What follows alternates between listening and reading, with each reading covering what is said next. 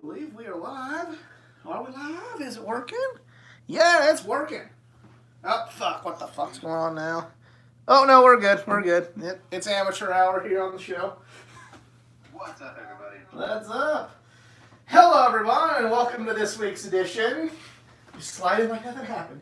The Just Two Marks Wrestling Recap Show. I am the Athletic Geek, and unfortunately, my main partner in crime, Jedi Jason Kruger, well, he got some more family business to attend to, so unfortunately he will not be able to make it here this week. But I have some great fans, and stepping up is usual viewer, Eric Wade. Eric, thanks for coming on. Thanks for inviting me. No problem. And we had quite the interesting week of wrestling, and very, very well, it better start getting interesting because WrestleMania is fast approaching. Eric and myself are going to be here, but if you've never seen this show before, this is the Just Two Marks Wrestling Recap Show. 3 weeks. 3 weeks.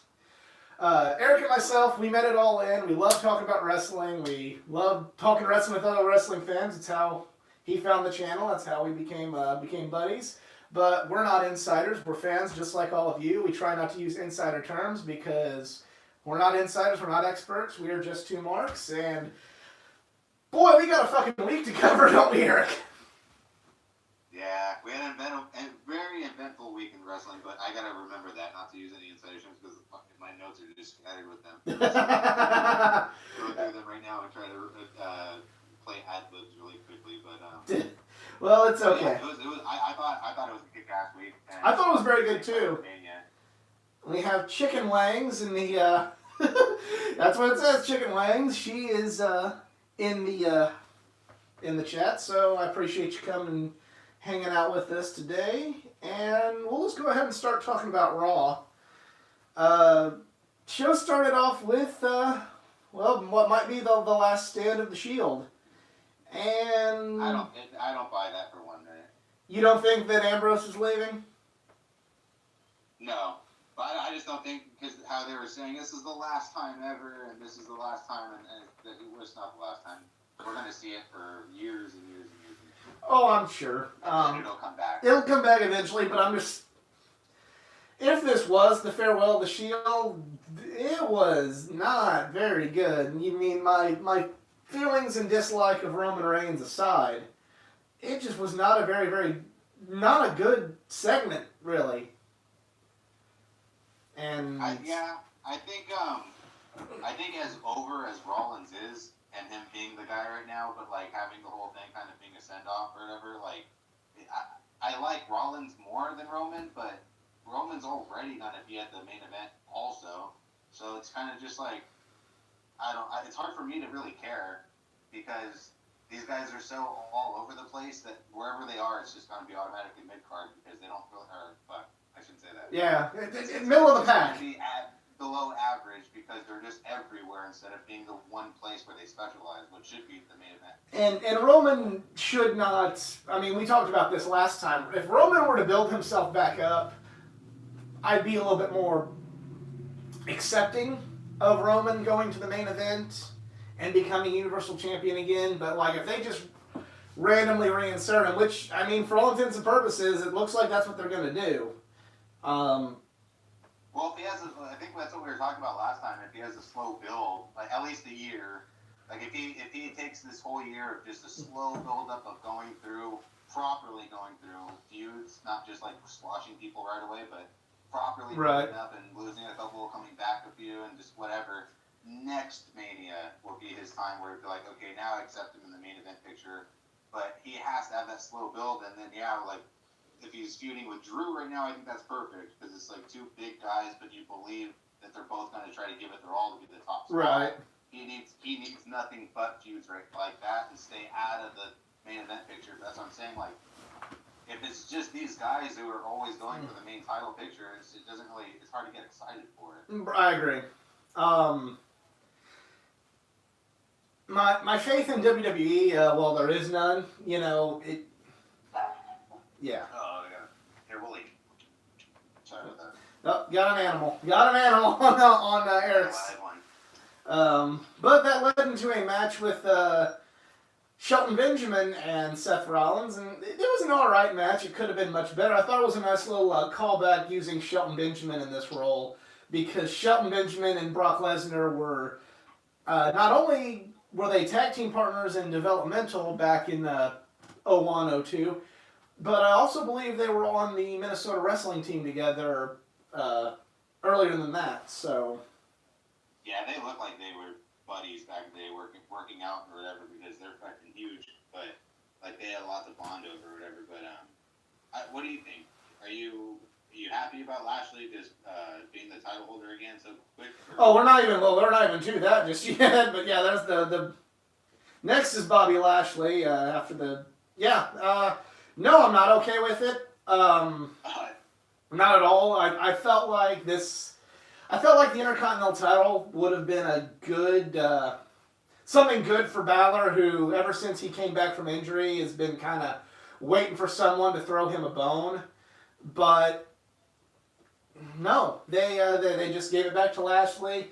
If you believe rumor and innuendo, they're saying that quite possibly they have something bigger planned for Finn Balor at WrestleMania, but with the way that Finn has been mishandled this whole time on the main roster, I will believe that they have something good planned for Finn Balor when I fucking see it. I hope. I hope so too, but Finn Balor's for everyone entrance with the rainbow shit. And I didn't like that very much though. that didn't bother me. He has something good this Mania. That didn't bother me at all, but I was kind of hoping to see the. Well, it didn't. It just bothered me because it came from out of nowhere and it went away just as fast. So it was like kind of, it's like what are you guys trying to pull away? Well, I like the message of it. I like the message of it. I thought that it was a really, really cool message. But on the flip side of things, I'm like, why wouldn't the Demon come out for WrestleMania? I feel like on one hand, I appreciate what he was doing with that because it was, a lot of people. It meant a lot to a lot of people, and that's awesome. On the flip side of things, the Demon. Exactly. I was kind of thinking, this is WrestleMania. The Demon's not here, so it was kind of a catch-22. Or do you think? Well, I don't know. I'm kind of just thinking too quickly, too outside the box. But do you think that maybe Balor's time to be the Demon at Mania will be the year that Undertaker doesn't come? That is unless he's wrestling the Undertaker, perhaps. That too. That could be awesome too. Kind of like a send off or something like that. Because if they're going to have a supernatural kind of character continuation, Balor could be a good choice. People were saying that maybe Black too, but like I don't want to try to just get into like too many theories, whatever. But if Balor's going to have something big, and especially right now, it feels like he just dropped the Intercontinental belt. Mania's right around the corner. He has to have something to do, and if it's going to be big, and they haven't used the Demon or whatever at all or when have they used it last? I don't know. That's a good question. And then all the rumors about Undertaker going to the Starrcade thing, and like maybe he's not in the best whatever. That's too inside, I guess, right? But, well, I mean, there is rumor and innuendo that since he's participating in the Starrcast event before Double or Nothing, that maybe he's not in good terms with WWE, but he's also to the point now where he probably wants to. He probably just wants to do outsider appearances and kind of be able to not give as much money back to the WWE for his appearances or whatever that was. And Chicken Wing says, I think it was against Baron Corbin last time. Yeah, exactly. You're going to get the Demon for Baron fucking Corbin, but not WrestleMania. Again, no slide on what he was trying to accomplish with that. It's just story-wise, it kind of, I don't know. It didn't bother me. It just kind of made me think the Demon. You'd think WrestleMania would be when the Demon would come. I hope, and that's what I'm hopeful for. Is like if we're talking big Mania moments, especially if Balor is coming up in the conversation, then it has to have the Demon somewhere in there. But that's what I'm hopeful for. So I'm all for it. Whatever they're gonna do, I'm all for it. Yeah. Well, that's. I'll believe something good for Finn Balor happens when it happens. Next up, we have boring tirade from Ronda Rousey, and then somebody with even less charisma comes out, and it's Dana Brooke. You know what Dana Brooke's perfect as though? What's that? Like she is a perfect low level opponent that could just be like, instead of having like when Nia Jax would face the local jobber or the local talent of the night and then just beat her really quickly. That's what Dana Brooke is perfect as, because she's just a really low level, low threat opponent. Right. And she's a perfect one to be like making noise, like, hey Ronda, you can't do this, whatever. But then of course, right away, just get trumped because Ronda's who she is. But I dug it. I like the whole thing, and I love Ronda Rousey's angle right now, or whatever. So I'm super excited. What's an angle? I'm excited about her story. There we go. Yeah, I mean, see, to me it seems too Vince Russo-like.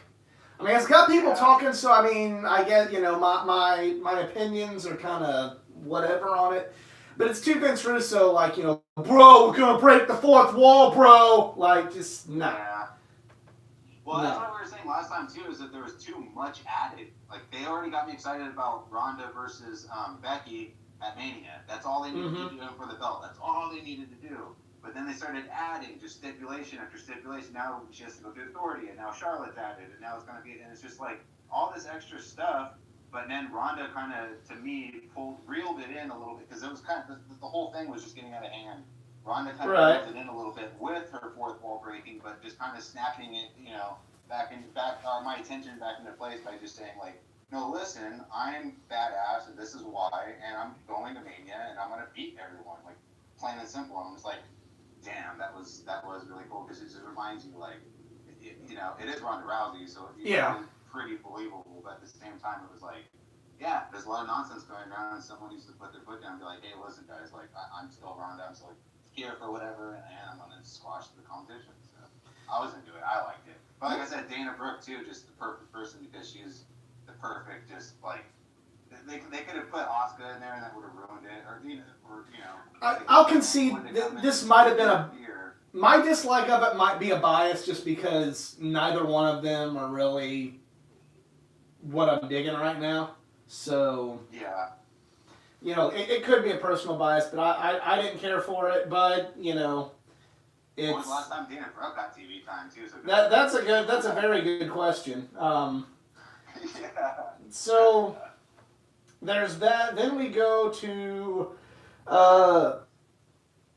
Ricochet and Aleister Black, because they're from NXT, I guess. So they're a tag team now against Chad Gable and Bobby Roode in a tag match. This was a good little match. Didn't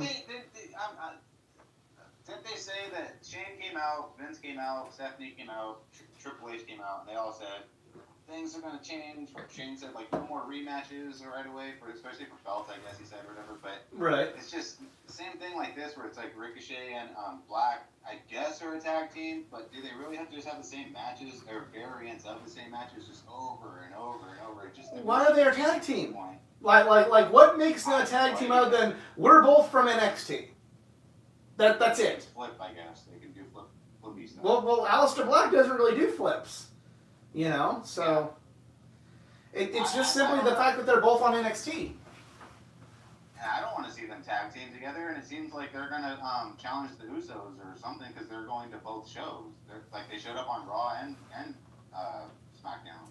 So it's like, if they don't have, they're on NXT, I think, still, right? Well, I don't know. I think they're on a recent show. So it's like, if they're going to all the shows just as a tag team, they're being built up for no reason at all.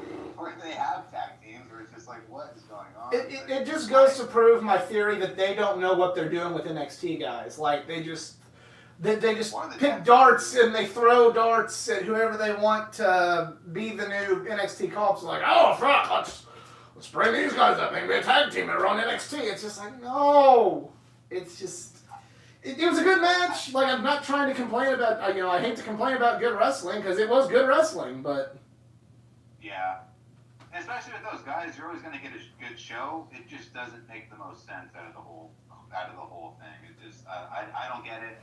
By now, I'm tired of seeing it, because it's been like the 4th or 5th week here's Ricochet and Black again, and dude, versus the same people again. But this time they're rivals. And, it's just like. And Roode and Gable is another thrown together team. Just like, hey, y'all came from NXT and y'all came to Raw from SmackDown. All right, go. You know. Yeah. I don't get it. It was a down for me. I didn't like it. We have a Moment of Bliss segment where it is announced that the host of WrestleMania 35 will be Alexa Bliss. This is weird. I don't know about this. Yeah, I'm not really digging this idea at all. Why does WrestleManias have to have I feel like they get WrestleMania's hosts whenever they're like, we want to involve you, but we got no match for you, so here you go. Like, they did it with The Rock, but it made sense with The Rock. It didn't really make sense with The New Day, but like, yeah, whatever. And then now they're doing it with Alexa Bliss, and it makes even less sense. I mean, what is the host even? The New Day had like 3 segments, if I remember correctly. Like, what were they the hosts of? They didn't really, you know. They introduced the Hardy Boys for their return, and that's not the most I remember. Yeah, right. I think and what they should just do is like how Stone Cold, The Rock, and Hogan came up with like a segment, like a quick 15-minute whatever segment, right? To introduce WrestleMania and then go the hell away. We don't need more hosts. That's what they should just do. I don't understand this whole thing, but it's weird that Alexa Bliss, like, I don't know. It's a way to shaft us as some more wrestling that we paid for, Eric. That's what's going on. We need more time. We're gonna be in that arena for 16 hours, I think. Which is why I plan on getting a nice day drink going on at tailgate parties, but that's besides the point. Yeah, it's like they're holding us captive that weekend. But exactly. So we have Elias. He does stuff. No Way Jose comes out. More stuff. It's just a bunch of stuff. Just well, Elias deserves filler. Better, but I don't know. They have too many people, I think. They suffer from just their card is too stacked, too many people, they don't know what to do with it. But they have to throw them in the show, so they get weird segments like this where it's just stuff. And you watch it and you're just like, huh. You know, like, oh, I don't know if I was entertained or whatever, but it's there. Yeah, and then from here we have something that made even less sense. You know, we have Nia Jax and Tamina. They're kind of the top villain. They're like a villainous tag team on Raw, and Natalya comes out and brings her own backup in the form of Beth Phoenix, which I was happy to see Beth Phoenix because I like Beth Phoenix. But then nothing happened, and I was just like, okay. Yeah. Yay! Pre-show. I mean, probably, right? I don't know. I don't know what's going on with, like, I don't get, like, they brought Beth Phoenix back just for that? Like, really? Yeah. Again, it's just stuff. It's just stuffing. That's all it is. But I don't know, man. I'm not a fan of Natalya anyway, but...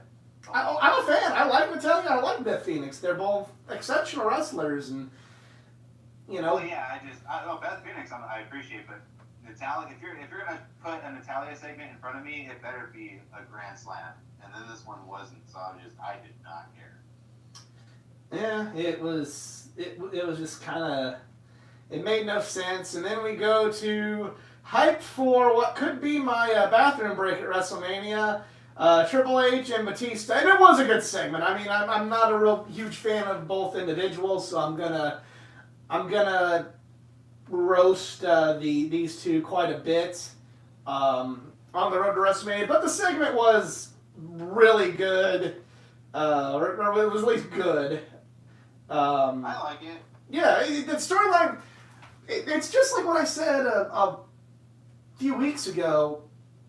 The storyline is good, it's just kind of like they're doing it with Batista. Now, I get that you want to do something good when you have somebody who has outside star power coming into, for WrestleMania. But then I just think about how, look at how Aleister Black and Ricochet are being wasted, Imagine if Aleister Black had attacked Ric Flair and challenged Triple H. Or imagine if the Undisputed Era made their debut. Instead of them calling up, DIY, Black, and Ricochet, they would have called up the Undisputed Era. and then they would have attacked Ric Flair to challenge Triple H and Shawn Michaels at WrestleMania. You know what I mean? I think I'm on the opposite end of you, where I'm excited about Batista, but I'm bummed that it's Triple H, because I just don't think Triple H can really go anymore. Well, based on what I've seen, I'm hoping for a good match. I'm hoping for a good show, and I like Batista because it feels like a big deal match, but completely inconsequential to the rest of the card. Like, no one else is going to suffer. No matches are involved. I mean, no titles are involved. So it's kind of like, okay, it'll be a fun, but like you said, it'll be a fun match, but it'll be a bathroom break. You know. Well, I'm not a big Batista fan. Just in general, I love him as Rex the Destroyer. I'm not a Batista fan, like, in the ring. I'm not a Triple H fan in the ring. I love what he's been doing with NXT and how he's got, like, the way it seems, a much, much better vision for wrestling that I would want to watch than his father-in-law. I have no interest in seeing the two of them wrestle. It's a good storyline, but if I need to go to the bathroom, I'm not going to, duck out on a match I really want to see when this is going on. At least I know now. I agree. This is something like, hey, I don't give a shit about this, so if I need to go, I'm going to go. Or if I want a beer, I'm going to get a beer. Or if I feel like checking the merch table, because most of the fans are probably going to want to see this, so that's just where, like, my opinion is moot. But, you know what I'm saying? Triple H, so who, do you think he's going to have the decision or whatever, him or Vince, whatever, but do you think since it's Triple H, they're going to put it super high in the card? Or are they going to give themselves a spot where it is a bathroom break spot? Are they going to, you know what I mean? Like, I think right after a title match? It'll be kind of about where the tag team match was last year with Triple H and Stephanie versus Kurt and Ronda. It'll probably be around the same spot. Just to kind of move things along a little bit. A predominant, like, right there in the middle of the show, not the opening, not the end, but, like, in the middle, a good featured spot, probably after a match that, at least on their paper, they feel like nobody cares about, or after the Hall of Fame, introduce the Hall of Famers and stuff. Actually, no, they wouldn't do that because Triple H is going in the Hall of Fame, so there you go. Or that could be... Hall of Fame segment, a music segment. Well, they could do the Hall of Fame, and then, like, Triple H could come out, like, in his gear, like, as part of D-Generation X, and they could kind of, like, give him the pep talk on the way to the ring before Batista comes out, so... They probably will do it that way, and that'll be Triple H's grand entrance. His grand entrance every year. Yeah. I'm sure I'm sure they're going to have two cool as fuck entrances, don't get me wrong, but... I like them, but, like, that would be an amazing entrance. So it's like, they're the last people to be inducted or announced, whatever, but yeah, they all walk into the ring at the same time while his entrance music comes on or whatever the hell. Like, that'd be pretty cool. That would be cool. But so... yeah, same thing. It's just like, it's just, it'll be a fun match, but I can see it as a bathroom break, and as long as it's just a fun, quick match. Triple H doesn't need to be doing 30-minute matches anymore. No. But, and who knows what kind of shape Batista's in, because as we learned from The Rock's return matches, there's a difference between being in movie shape and being in wrestling shape, because The Rock is probably one of the most in shape people you'll ever see in your life. I mean, I've attempted to work out like The Rock and failed miserably. Yeah, but there's a difference between working out for a movie and working out for the ring, because in The Rock's return matches, he was gassed pretty quickly. Yeah, and his matches are they're like 3 minutes, 5 minutes. I'm referring to the Cena matches, where if it wasn't, I'm not a member of the Chain Gang, but if it was not for John Cena being able to carry his end of the weight in those matches, those would have been terrible, because The Rock was just not in ring shape. Just like how you're saying, when he pulls his weight and he carries it when he has to, and like that, like, just perfect example right there. But yeah, people don't appreciate Cena the way they need to, because he was so, Forced down your throat. Yeah, he's just the number one guy for so long. He's just like, fuck this guy again. But The Rock, who has one of the most hardcore workouts ever, it still goes to prove that if you're not regularly in the ring and your body's not used to it, you can't go. How's Batista going to look with that? Because he's not been in the ring in forever. You know. And he's still doing movies, so. Yeah, I mean gonna... he's in shape to be Drax the Destroyer, but I don't know if he's in shape to be Batista the Animal. Right. But we go to. He's not training like an athlete. He's acting. Training like a movie star, exactly. But right. Speaking of a match that will definitely not be a bathroom break, we have Kurt Angle comes out to announce that WrestleMania 35 will be his farewell match. I'm excited. I'm excited too. I didn't get to see Shawn Michaels wrestle or see his farewell match, but Kurt's another one of my favorites, so I'm very happy that I will be able to see Kurt Angle's final match, at least as we see it, at least that's how it's being billed, and which leads to more speculation of who his opponent's going to be, but he says he's going to have one more match in his hometown and one more match in WrestleMania. He wrestled Apollo Crews. They had a pretty good match, and yeah, we're looks like we're witnessing the end of Kurt Angle, at least as far as being an in-ring competitor, which it's kind of time for Kurt. I want to see him solo though too. It has to be by himself. He can't be I hope so. Like last year or part of the Shield. It has to be just Kurt Angle deserves a last send off with a good singles match. Well, and you know who would be a good. Obviously, I'd rather it be somebody like Finn Balor, but you know who would be a good final opponent for Kurt Angle, and it would make sense? John Cena. John Cena? I thought you were going to say his son. What's his son's name again? Jason Jordan. Yeah. Well, Man, by the way. no, but anyway. I think he's still hurt. But anyway, I think because John Cena made his debut against Kurt Angle, it'd be kind of a way to make things come full circle. Right. And yeah, just. I would like it, but again too. Last year, see all these people. They have so many people on the roster that everyone needs a spot. Like last year, Cena had like 30-second match with Undertaker. Cena also deserves a long match, but same thing with him too. If he's a movie star or whatever, he's not in the best ring shape anymore. Right. It's just hard to use these people appropriately when they are in the positions they are. But I'm down for it too because you know that they're going to put a good one on because the people that they are. Well, and they're proven. But last year it made sense for Cena to have a short match because the story was he was so obsessed with. He was so adamant, like I'm going to call out the Undertaker. I'm going to call out the Undertaker. He wasn't mentally prepared for what wrestling. Well, the story was he wasn't mentally prepared. He thought he was mentally prepared for the Undertaker, but the truth is he wasn't prepared for the Undertaker. He thought with all his dogging him that he's got this. But then when he actually you could tell with the look on his face when he saw the Undertaker coming to the ring, it's like, oh shit, he wasn't ready. I'd like to see maybe that maybe next year brought back. Maybe that'd be Taker's last match as well. But they keep on doing squash matches like that. They can use Undertaker for the next 10 years. Well, I feel like if Undertaker's going to have his last match with Cena, if they revisit that scene, I feel like it should be a better one this time. But that's just me. Yeah. So. That's true.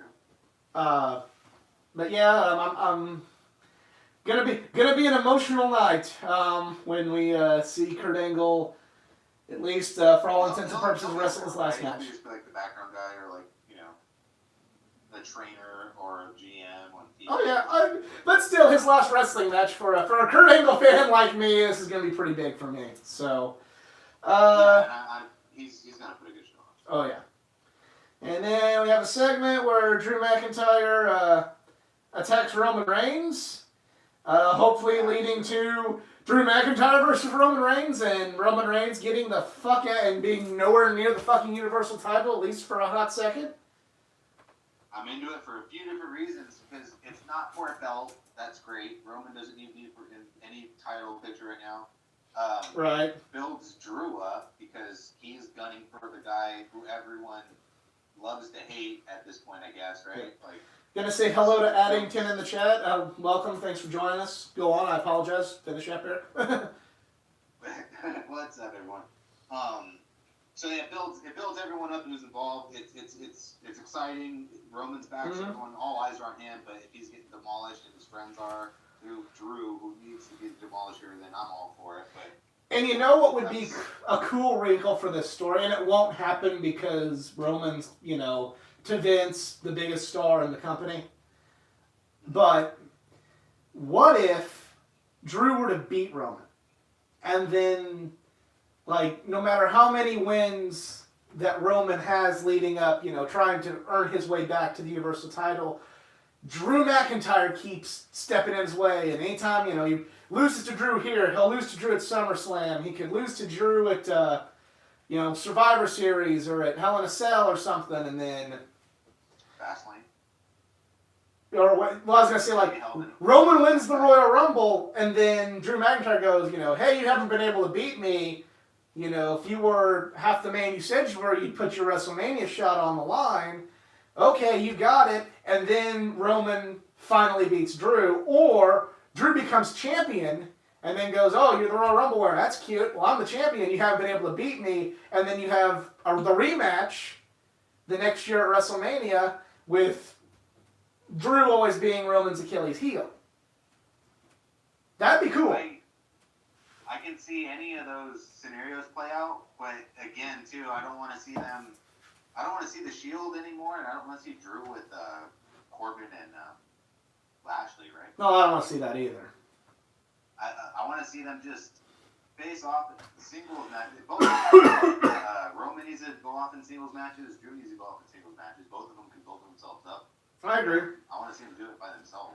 If we get Roman and Drew WrestleMania, if I was a gambling man, I'd bet it all on Roman because I doubt they'd have him lose this quickly. But me thinking more like Gato and then instead of Vince McMahon, thinking, hey, there's a longer story we could tell with Roman Reigns. But that's how Gato, runs his wrestling company, and then that's how Vince McMahon, writes his wrestling company. So yeah, they'll give him the fireworks spot when he does his Superman punch thing on the ground when his entrance comes. Oh yeah. They'll give him the win. I just wish it wasn't against a high-profile guy like Drew. I guess what I was saying about earlier, like Dana Brooks, the perfect low-level opponent. They need someone who's a perfect low-level opponent for him, like Leo Rush or Baron I'm Corbin. just thinking about him right now because If it was Roman Reigns and Baron Corbin, that would be shit break number 3 for me at WrestleMania. I just don't want to see Corbin ever. I hate Corbin. I hate that guy. Baron Corbin is much like Sasha Banks. They're the answers to the questions that no one asked. Exactly. Yeah. But it's just, I don't know. I don't want to see Drew. And I hope the other Eric heard me just make that joke about Sasha Banks. Eric, if you see this, that joke about Sasha Banks was for you, bud. I love Sasha Banks, but she's dwindling in my opinion, so that joke is fun. He's a Sasha Banks fan. Love you, buddy, but that one was for you. Yeah. On the microphone tonight, too. We gotta get it next time. Yeah, well, try and get him. He's, everybody's got some family obligations, so, it's all good, though. And then finally it leads to McIntyre versus Ambrose, and what was a good match with Ambrose maybe possibly writing or getting written out with this loss to Drew McIntyre. I like Ambrose. I don't like seeing the same thing. Like, I don't want to see him. Drew needs the low-level opponent to go through. Ambrose going through this much punishment on TV right away or whatever, like losing. Well, if Ambrose actually is leaving, or if they want to make us think that Ambrose is leaving, this is not a bad way of doing it. You know what? I wouldn't care if he left just because of the commentary team. I hate listening to Renee and Corey Graves argue about Dean Ambrose. You notice that? Corey Graves always bullies her about her husband. It's just like, do your job, Graves. Call the match. Yeah. Well, Corey Graves just wishes he could be a good husband. I know, right? After that whole time. Yeah, I apologize for that. That's not really what I'm about here on this show, but, That's that's a point for the geek right there. Yep. He's got That's him. it. Feel bad for that one. It's not my style on this show, but whatever. But if they're actually if they want us to believe that Ambrose is leaving, that's that's a good way of doing it. Will. I don't think he will either, but they're trying to make us believe. If A, they want us to believe he is, or B, he actually is, I don't have a problem with him getting his ass whipped by Drew McIntyre. Right. But that's the thing. It's like it's reverse momentum at this point, where it's like he's been getting beat up so much that he deserves a big win, and Mania would be the time to do it. Whatever. But they talk about it too much, where it's like I don't think it'll happen. But he also has just too much in stock at WWE with his wife being there and his buddies and all Right. that. But who knows? Because I'd like him to go to AEW. Too many people. I'd love to have John Moxley, where he's kind of got the gloves off a little bit more in AEW, but we'll see. I mean, hopefully, he even came back with the new look and everything. So like, people are hot for Dean Ambrose. They love him. Yeah. They can push him as much as they want or whatever. He can go as high as he wants, but unless the trigger's going to be pulling it, or whatever, he's just going to be stuck in the mid, and no one's going to really care about it. So. Well, that pretty much concludes Raw. Let's go SmackDown. Unless there's anything else you'd like to add for Raw? No, that was it. Raw was pretty good. It's decent. I mean, I haven't seen weekly shows just because they feel a bit redundant, just the same. Like I said, Raw has its share of redundant matches, like the Ricochet and Black thing or whatever, but it was overall, this is Road to Mania or whatever, and it feels pretty exciting with all this stuff happening. Yeah. So, good show. Well, yeah, it was a decent show. Going to SmackDown, we have Shane McMahon, and we start talking about what will be my second bathroom break during WrestleMania.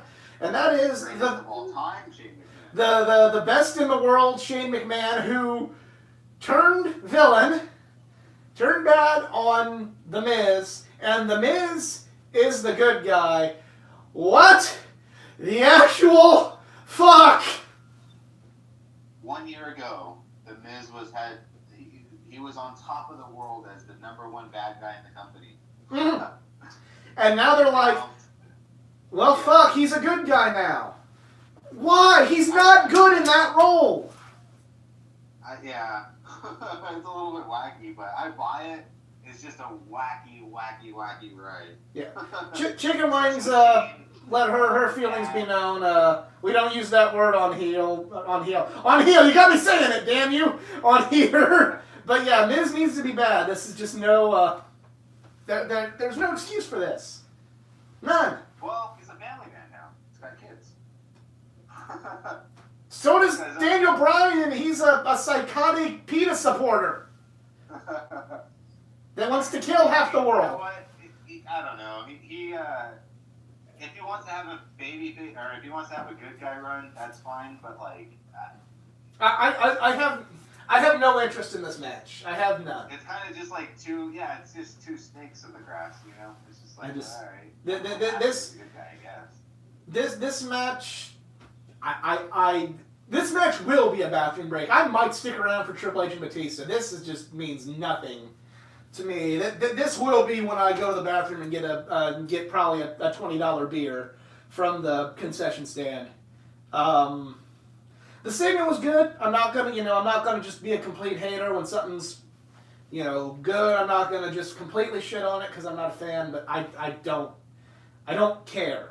I just don't care. Think about it though for a second. It's gonna be bad, but Miz has a safe approach to wrestling, and Shane kind of has like a ballistic, like uninhibited. Is this match even gonna be good? We both know it's gonna be like crap, but is there a chance it's gonna be any good? Like, what the hell? Shane's best match in recent memory has been against AJ, and that's because it was against fucking AJ. Anyone versus it. If you have a bad match versus AJ, then it's a problem. And I go so far as to say that was the best match on the card that WrestleMania, but still, I'm over Shane McMahon.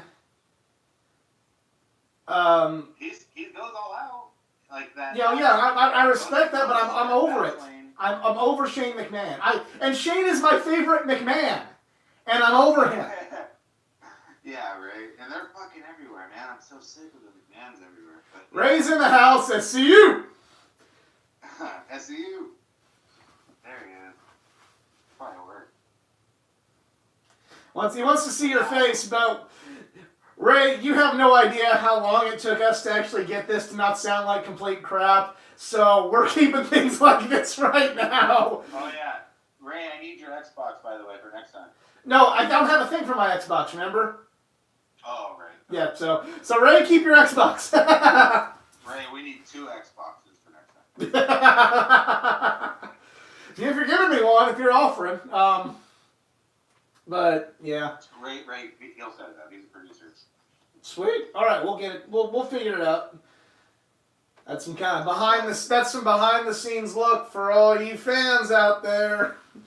So we have an 8-man tag team match. Ricochet and Aleister Black. I guess we're a tag team all of a sudden. Ricochet and Black again. With the Hardy Boys versus The Bar and Nakamura and Rusev. Again, hey, you guys are both not from the United States. How about we make you a tag team as well? And that's a typical wrestling thing, though. I know, it just doesn't mean it's good. Yep. Especially with Rusev being as hot as he was with Rusev Day. That was dumb. That was just dumb, them turning him into a villain. Shinsuke, it needed to happen, but not with Rusev. Poor Rusev. He hasn't had a good, solid. I want to see him, too, as like a good, solid, intercontinental, level. He could be a world champion, but I agree. The one thing, and we're going to go off on a small tangent here, the one thing that I like about New Japan is their world title is not the Village Bicycle where everybody gets a ride on it. It's, right. They have tremendous wrestlers that will not be IWGP Heavyweight Champion. They'll be IWGP Intercontinental Champion. They'll be the United States Champion. They'll, win one of their many tournaments throughout the year, but they will not be the champion. I would like to see, and again, it's hard for WWE because they have 2 brands and 2 different world titles. I like to see certain wrestlers who are really good, but try and not get it, and as much as and don't get me wrong, I'm not going to complain and be like, oh, this is bad writing if they gave Rusev or Nakamura or Matt Hardy, the world title. But I kind of like the fact that, it's like, hey, they're solid guys who can be a great U.S. champion, but they won't quite get the world title. Just to kind of make it seem like not everybody gets the world title. But I'll jump out of my chair if Shinsuke Nakamura ever wins the world title. Not everyone should get the world title, but like you're saying, there should be, I guess, stepping stones or tiers or right. Just divisions. And since these guys go to every division, this is what I was saying earlier with Rollins. Since he's all over the place, it's hard to care or place him somewhere because it's like, is he a champion or is he a tag champion or is he a US champion? Or is I feel like Seth Rollins is. He's just everywhere and decide what belt he wants at the minute. It's like, but what about the prestige if you're just right? Well, I mean, just to give you like an idea, like there's 2 very fine wrestlers in New Japan that have not won the IWGP title, and like with Hiroki Goto and Tomohiro Ishii, they've not won the title, and I don't think they ever will. There's legends in New Japan that like had the belt once, and that was it. With like Chono and Togi Makabe. And I just kind of would like to see I'd like to see a similar mentality adopted with WWE, but the problem is it would just be the Brock Lesnar or Roman Reigns show at that point, Well, they love to pass the belt around, hot potato it. What is the IWGP? What is it? 60, I think, holders or something like that. Each of their name is like etched in the belt. Like it's only up to 60 champions at this point since the beginning of the company. WWE, like John Cena has won the belt 15 times. You know what I mean? Like, they don't do that kind of shit over Well, there, so it means more. Go on a different tangent. You're like, I think the belt was introduced in the late '80s. The company was around since '72, and they introduced that world title in the '80s. But still, But even that's what. Yeah. 50, no, big years ago. you know, but you don't have. Like 40 years ago. Yeah. But you know, still, you don't have like 1-day reigns or 2-hour reigns or 2-minute reigns like you have in WWE with that belt. But it's just there for the companies. Pretty short, but that's rare that ever happens. Yeah, and that leads me to another debate on why I wasn't a fan of them putting the belt on Jay White, because it felt like a it felt like a WWE booking decision, or excuse me, writing decision to do something like that. They should have saved it for that weekend. I know. We had a show where we argued about it. So, Ray says Ronda got fined today. Did she actually get fined, or is that part of the storyline? That's bullshit. No. I don't know. I've read one article, but it wouldn't surprise me if this was more of the storyline, like going with some of the fourth wall breaking shit they've been doing. Ronda got fired and James Gunn got rehired. Fined. Monetary fine. Yes. Oh. Still. Fired. But yeah, decent match, but it goes to a no contest, and Oh, is this the Ricochet? Yeah. Hardy Boys? yeah, and then the New Day comes out, and yeah. I mean, New Day, I'm all for this. Like, Oh yeah. they become like because they were supposed to be in the original Nation of Domination, or this reboot Nation of Domination. If they're now backing Kofi, if Kofi's going to be the champion, or if he's going to go for that title spot, if they back him and they're like, you know what, we've been nice for a while, we're still nice guys, whatever, but we want what we deserve, Right. whatever. Like, I'm for it. And it seems like a good storyline for me. we're skipping ahead a little bit, but you know that was a good segment that they did there at the end of the show. We'll talk about that when we get to the end of it, because the next segment was another awesome segment with actually making me care about. I mean, I care about this match already because it was AJ's match, but made me care about the fact that he's wrestling Randy Orton. You had Randy Orton pretty much bring his Twitter anti-independent wrestling mentality to the forefront, and AJ Styles matched him. They had a great segment and made me excited for this match, where Randy Orton was saying, this is not the house that you built because you wasted your time in bingo halls and in TNA, and you know, while you were doing all that, he was winning. You know, Randy Orton was winning all these titles, and AJ says that's because, you know, you had help from your dad. You know, you wouldn't have been able to make it had you had to take the hard way like we. It's just a very, very good segment, and Randy Orton doesn't do many of these anymore because he's kind of stale. But this was good. Yeah. Well, I agree. This very much to me feels like the Raw version of, or the SmackDown version of Triple H and Batista. Mm-hmm. I'm excited that it's, I'm excited for AJ being in it, but I don't really care about Orton.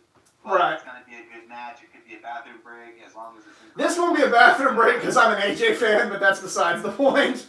That's what I'm saying. Like, it's AJ in a match at Mania, but it could be a bathroom break just because it's with Orton, where I just super don't care about that. The segment was. Like Vince going like, oh, you can do the Vince voice better. I mean, I won't even try it. Oh, it's just like, all right, well, finally, these two guys need something to do. Go for it. But they actually did a segment where it became more than just, hey, here's two big names that we don't have anything for. It's like, hey, it feels like, I don't know, like how many of you listened to Eric Bischoff's podcast. He talked about reasons for fighting and stakes. Well, the stakes are, you know, the pride of the two different mentalities. You know, here's the reason that they're fighting. It's not just a random match now where, well, he attacked him. Well, he attacked him. It's like, you know, it's almost like, I don't believe this is the house you built. Well, I think it is. So, you know, the two company guys or whatever. We have the Orton, who's the WWE guy, versus AJ, who's the indie guy. right. But it's just one of those things where there's no stakes in my opinion. I just don't really care. But it feels like Vince going, AJ, I gave you Joe and I gave you Nakamura, and those were kind of lackluster. So now I'm giving you Orton, who's a proven WWE guy, and here you go. You'll have a good match. Right. You know what I mean? Like, that is odd that AJ's best matches in WWE have come from the people you've least expected. His best WWE matches have come from Cena and Shane. Oh, Orton? No, AJ. Oh, AJ. Yeah. But he's had that like year and a half run or whatever. You can't forget that. That's epic. Oh yeah. That's great. It's just like we thought that Nakamura would have been, we had these visions of it being as good as Wrestle Kingdom 10, and it wasn't.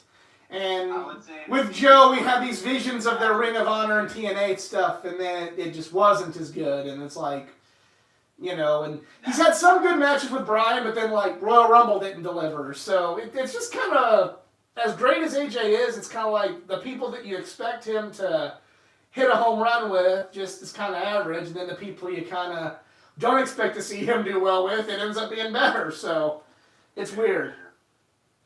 Asuka versus Sonya Deville.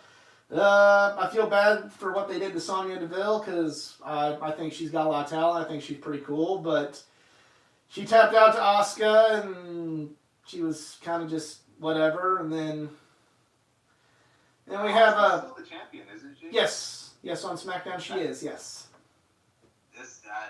She just deserves something a little bit more higher class. We don't know. We don't even know if they have planned for Asuka at WrestleMania. I hope she gets a good match, but we'll see. I mean, what did she do last year for WrestleMania? She lost to Charlotte.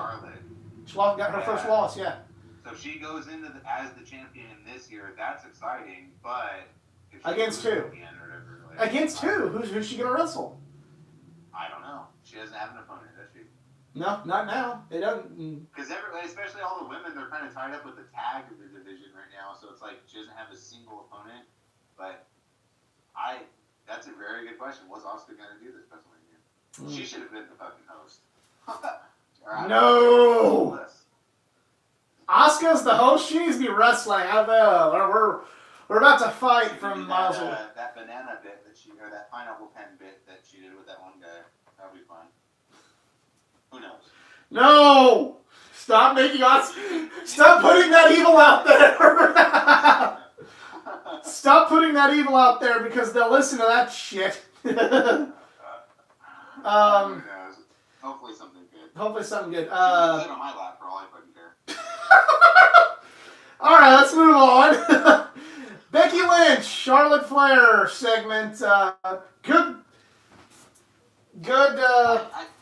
Same thing. Like it feels like too much, but I'm into it. And like I said, I'm digging doing the things she does or whatever in her story just makes me feel a little bit more excited for it. Otherwise, this storyline though is a storyline very similar to the Daniel Bryan storyline from 4 years ago, where it's like, if we get anything other than Becky winning, this story is a failure. As good as it is, if we do not get the heroic conclusion, this thing sucked and this thing was all for nothing.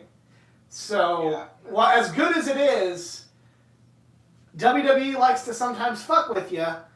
If we get Charlotte leaving as champion or we get Ronda retaining, it's not going to be a pretty sight inside inside MetLife Stadium. I mean, I think, I don't know. Like you said, they have to give it to the person that the fans are the ones rooting the most for. But that could be said for a lot of different people on the card, too, So right. It could be like they're going to swerve everyone and make someone lose on purpose or whatever, but it could also be one of those things where it's like, all right, we're going to do the Daniel Bryan situation where the fans wanted it so much, but they can't do it to two people at once. Like, what's Kofi going to do then? Right. I mean, it's kind of... They're going to have to break someone's heart. So, or, not Kofi. What am I, No, well, yeah, I know. I don't see three good guys winning. Right. And that's... But who knows? Yeah, who knows? We might actually get all three this time. We might... Moving on the show, Samoa Joe and Andrade lost to Truth and Rey Mysterio. It was a decent little tag match. And that's just like, just get everyone out there. Yeah. Just get everyone. We have 5 minutes for as many people as we can get, so just throw everyone out there. And then we had another tag match with Mustafa Ali, who has been a breakout star, and I really hope he has a big 2019 on his hands. And Kevin Owens versus Team Vegan with Daniel Bryan and Eric Rowan. And again, good match because you had 4 very, very talented individuals in this match, and good to see Owens back. And I hope Mustafa Ali can have a big. I kind of wanted more for KO. Ali's going to have a great 2018. Yeah, at least like see him get like the U.S. title or something. Yeah, as long as he doesn't get hurt. Yeah. He's gonna have a great, great, great year. But I don't see him winning right now, especially because of the reaction he got. You know. Well, and it wasn't his. We mentioned Rey Mysterio in the previous match. It was a similar to the Rey Mysterio at the Royal Rumble in 2014 reaction. They didn't really. They booed him because he wasn't who they wanted. I don't know. Now they might hold on to that. It might haunt him. But like they booed Rey Mysterio because he wasn't Daniel Bryan. They booed Mustafa Ali because he wasn't Kofi Kingston. Right. You know, it's but just that's the thing. Timing sometimes is everything. yeah, and that Ask Roman. yeah, exactly. And you know that bad reaction could have ruined or could possibly ruin Mustafa Ali going forward. You don't know. Yeah, but the only thing I don't like about Mustafa Ali is just his look. He's just too much like Seth Rollins Jr. to me. But I can see 2019 being his breakout year and doing some really cool stuff. But especially if he's just going for lower belts first, because what is he doing in the main title belt picture for anyway? Because wasn't he a 205 guy? Yeah, he was. We'll see. We'll see what happens. Yeah. I feel like the U.S. title would be a good start for him and have him really have a good run with that. But I don't know. I'm down for that. We'll see. We'll see what 2019 brings Mustafa Ali. And then finally we have another really, really good segment to round out SmackDown. We have Kofi Kingston and the New Day confronting Vince McMahon and saying how they deserve an opportunity. And it's just a really good back and forth segment. If you haven't seen it yet, you know, track this down on Hulu, track this down on YouTube, and give it a watch because it was just awesome. And eventually, Vince, you know, I can't do it. I can't do this segment justice. You need to check it out. Vince eventually gives in to Kofi, but says in order to get his title shot at WrestleMania, he has to beat Randy Orton and Samoa Joe and The Bar and Eric Rowan in a gauntlet match next week on SmackDown.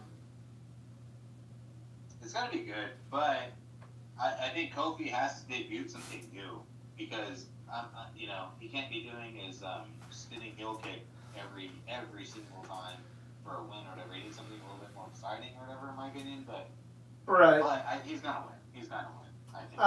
I think. I think he might lose, and we might see like just something else happen before WrestleMania. I think he'll lose, and then like the week after we'll find something out. We still have plenty of time. Yeah, we still have plenty of time. It's like plenty of times where Vince has gone through his word. I mean, we saw last year at WrestleMania, they have no problem teasing a big match and not like actually making it official until the day of the show. They could be doing something like that with the New Day and Daniel Bryan. You know, Kofi fails this match, you know, because he loses. You know, he gets another chance. Daniel Bryan screws him over, and then like we have Daniel Bryan saying like, "Well, I guess I won't defend my title," and this, that, and the other, and then you can have the New Day like hijack WrestleMania. With Cena and Undertaker last year, they had no problem, even though we kind of knew it was going to happen, they had no problem waiting until the last possible second to give it to us. I can see him doing something similar with Kofi and Bryan this year. So, I mean, hopefully, it's going to be exciting no matter what because Kofi can go. He can do some cool stuff, and he deserves it. Fans are super super behind him right now, so he's going to have the incentive to put on a good show no matter what. I just think that the whole thing about like Vince being okay, if you're going to get over, or if you're going to be a super mega star, or if I'm going to make the fans accept you, in my eyes, you have to go through the authority first. And it happens with every single person. It's getting old. Becky now. So now it's like Kofi, okay. It happened with Daniel Bryan 4 years ago. Screw him. What was that? It happened with Bryan 4 years ago. Bryan too, yeah. Like everyone that Vince is like, they're not over until they go through me. But it's like, okay, but you have to do that with everyone. So it's like with Kofi too. I just hope that they kind of get this out of the way, where it's like, all right, dude, I did your gauntlet twice. I don't know if he won. Did he lose the first time? He lost, right? Yeah. He did a gauntlet like a couple weeks ago. No, he won that one. Think. Did he win? I thought he lost like at the end against somebody. Let us know in the comment section below if you know. Yeah, he's just doing the same thing over and over again, where it's like, dude, you know. Yeah. But, I don't know. But he deserves it, so it's gonna be good. I'm excited. yeah. And And it's a New Day, so it's like they can be enforceable if they want to. So. yeah. You follow NXT? Did you watch it this week? I didn't see it at all. I just know that, or I heard that something's going to go on with the title. What's going on with the NXT title? Well, we had well, let's talk about the main segment. We had the DIY versus Aleister Black and Ricochet in the Dusty Classic tournament, and